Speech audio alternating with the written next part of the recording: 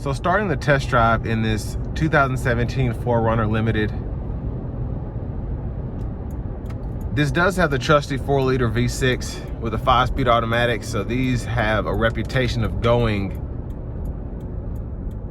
several 100,000 miles with little issue, specifically from the engine and transmission. So with this one just having 89,000 miles, still has a lot of life left in it, I would think.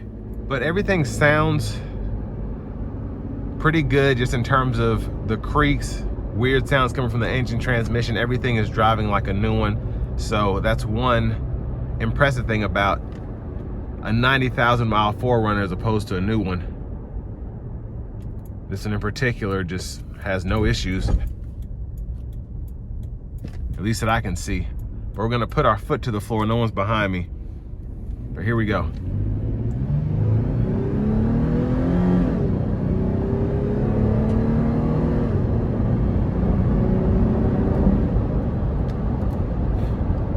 So with this higher displacement V6, it's certainly very quick for an SUV of this caliber.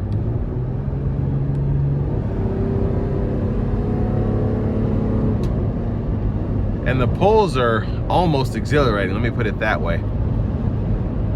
You definitely feel the vehicle pull you because it is quick. It's not fast, but getting up to speed is nothing for this because you have the 5-speed automatic, so gear ratio is a bit different than these 8-speed, 10-speed automatic transmissions, and then you have to find the gear you want to be in and whatnot. And a lot of shift points kind of mess with your acceleration, but here, not really a big deal.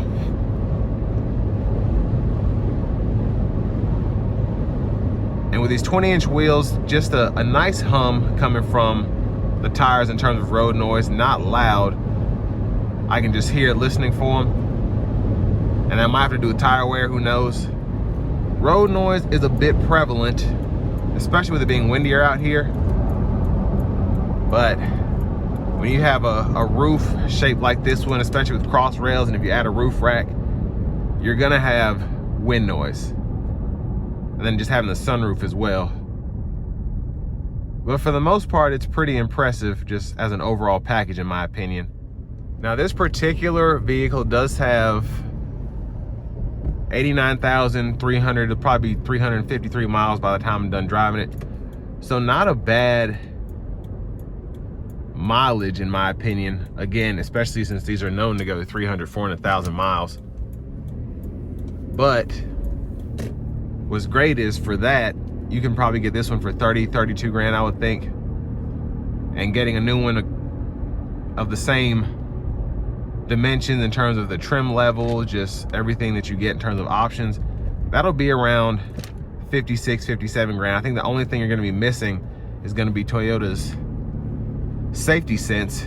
So you don't have the blind spot monitors here, you don't have adaptive cruise control, but most 4Runner drivers, they like using these to beat around town and then have a little fun with them, tow,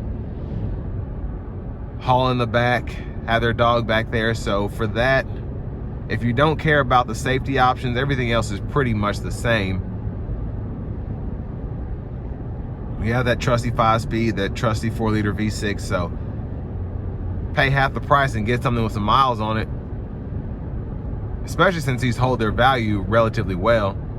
You might be in better shape as opposed to buying a new one.